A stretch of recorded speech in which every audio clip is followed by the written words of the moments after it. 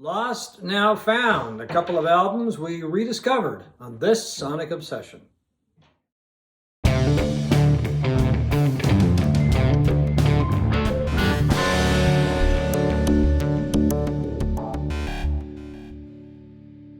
Hi folks, right over here is Steve McLeod and I'm John Whidden, and welcome to this Sonic Obsession.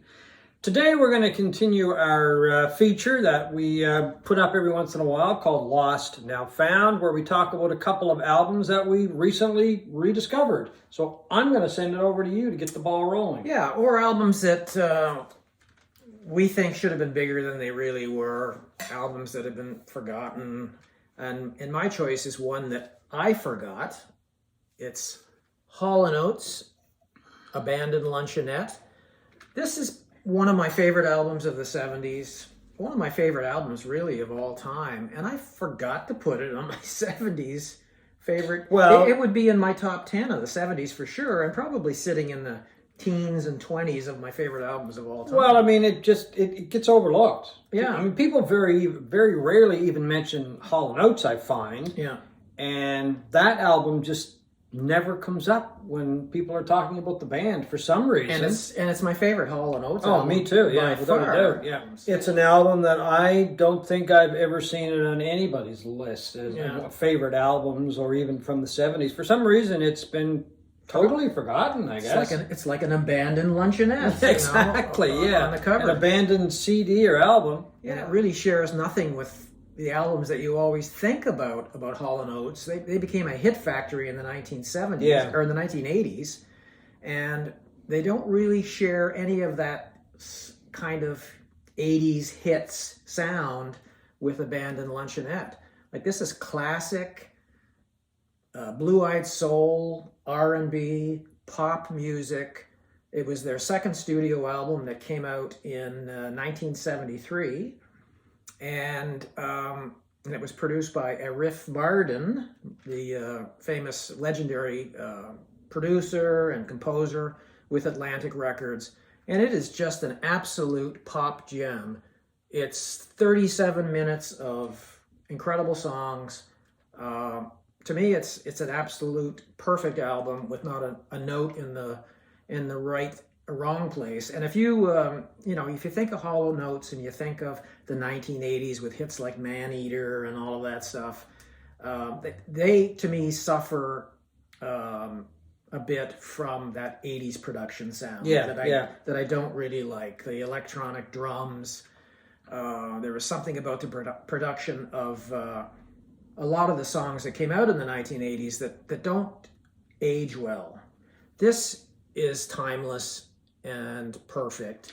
Now, if I remember correctly, they're from Philadelphia, yes, right? So they I'm pretty sure they were very influenced by the Philly soul sound. Absolutely. Because that's what comes across on that album. Yeah. And in their later stuff, that's just entirely missing. For the most part. And Daryl Hall has one of the greatest voices in all of pop, and it's very influenced by that Philly sound and R&B.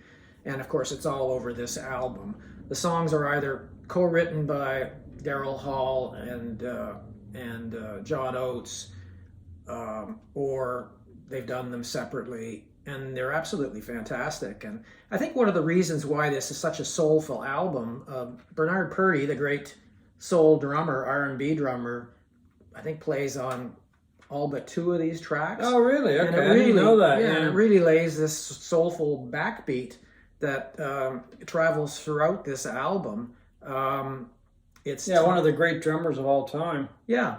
Hugh McCracken plays on this, and Martin's production is just flawless. I mean, there's wonderful instrumentation throughout. There's strings, and just great songs like Las Vegas Turnaround, the Stewardess song, which is about Daryl Hall's girlfriend at the time, Sarah Allen. She was actually a stewardess in those days. She called them stewardesses. Flight attendants these days. And there's one hit on this, She's Gone, but it became a hit much later than the album. The album came out, like I say, in 73. It was released in 1976 after Hall & Oates kind of had a breakthrough with their 4th album, and they had that hit Sarah Smile, which was about Sarah Again, Okay, Sarah yeah. Allen. Just a fantastic hit. So they released She's Gone, and it became a hit.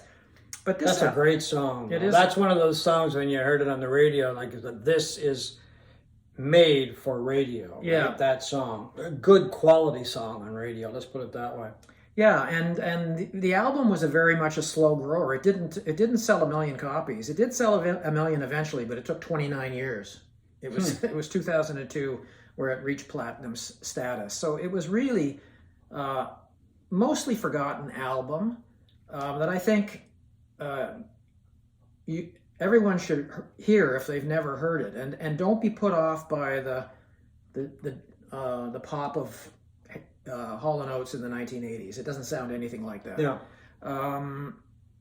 Now it's sort of getting a new life of its own. Recently, Analog Productions, the audiophile record label that does these incredible reissues and costly reissues, have announced that they are going to be reissuing a lot of the Atlantic label's catalog on double. Oh, so that's included? This is included. Okay. Double 45 RPM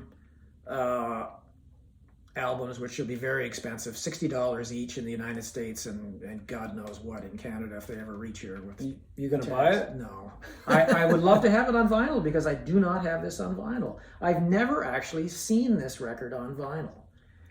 What year did it come out? 73. Oh, okay. Well, it's got to be out there somewhere. It would have been. It was released on vinyl. Yeah, but initially, I didn't come to this album until later, like a lot of people, I guess. And by that time, it didn't sell well, so there probably weren't as many reprints and all that stuff. But it's coming out on Analog Productions. To me, it's just ridiculous to be 45 RPM, 2 discs. It's a 37-minute album. I mean, that's a lot of standard. Take you longer to switch the albums on the turntable. Exactly. But a fantastic album, Lost Now Found, Abandoned Luncheonette. My choice is an album by Jerry Harrison, and it's called Casual Gods, one of 3 solo albums he did, I believe. And if you don't know the name, there's a good reason, because he never really had a high profile, but he was a member of Talking Heads.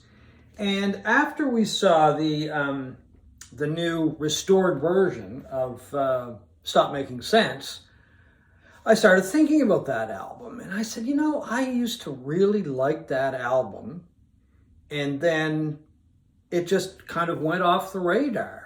Anyway, so I got a copy of it and listened to it, and unfortunately it does suffer from that 80s production sound, right? That you just mentioned. A little bit.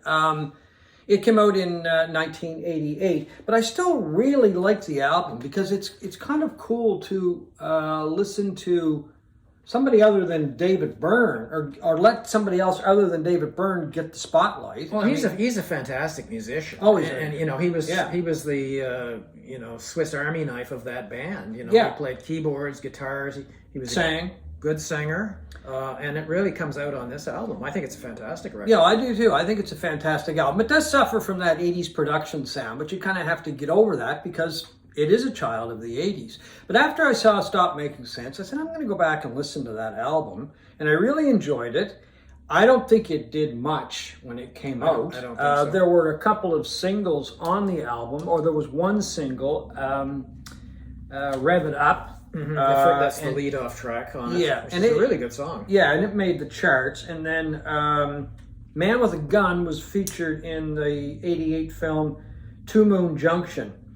And then there was an instrumental version of it showed up in a Jonathan Demme film, Something Wild. And of course, Jonathan Demme directed Stop Making Sense. So anyway, it did get some play. It did get some exposure.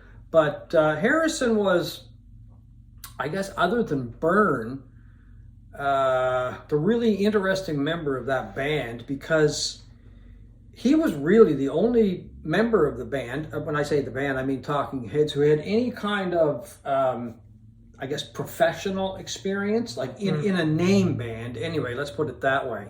He was with Jonathan Richman in Modern Lovers. Yeah. Jonathan Richman and the Modern Lovers, which was a great little band from a place just outside of Boston or near Boston. And he had actually given up music, if I have this correct, and gone to school, back to school, and he was at Harvard studying architecture when I think it was Tina Weymouth from the Talking Heads got a hold of him and said, we're putting this band together, and are you interested in it? And of course, the rest is history. So he joined the band. I think Talking Heads had a single out before he joined the band.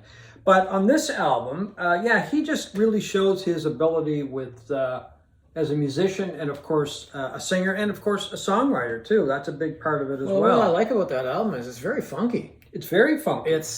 Bernie Worrell plays on it from Parliament. Bernie Worrell's on it, who's also in Stop Making Sense. Yeah. And Alex Weir, the guitar player, also plays on that album. He's got some other friends on the album. Chris Spedding, who played a British guitar player, who's played with a number of people over the year, plays on the album. And Robbie McIntosh, another fine guitar player, plays on the album as well.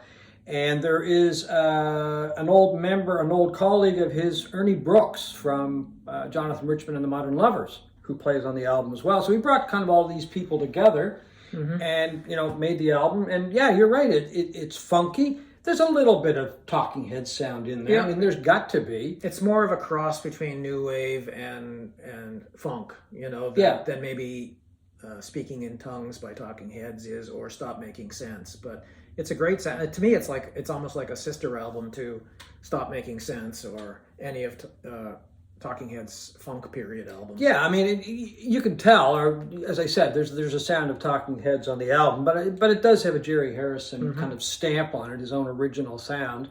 His vocals don't sound anything at all like David Byrne.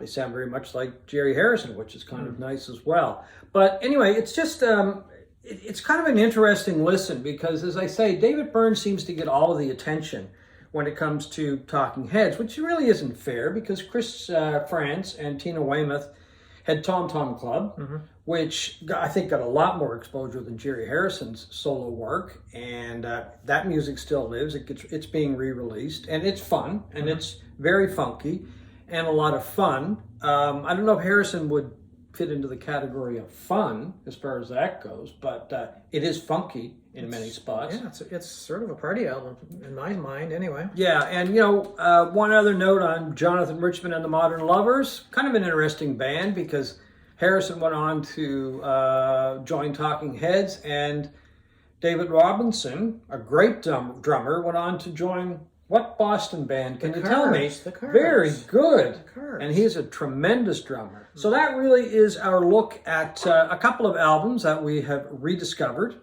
And don't forget to check out Stop Making Sense, which, a note on that I just found out about it, and it became either IMAX's highest grossing live event. It earned, and this doesn't sound like a lot of money when it comes to movies, but I guess for IMAX it is, $640,000 and $839, and sold at 25 screens across 165 IMAX locations in North America. That was pretty good. It was just a one-night thing, right? Well, that was the live night, I think, that we saw. Yeah, when we saw it.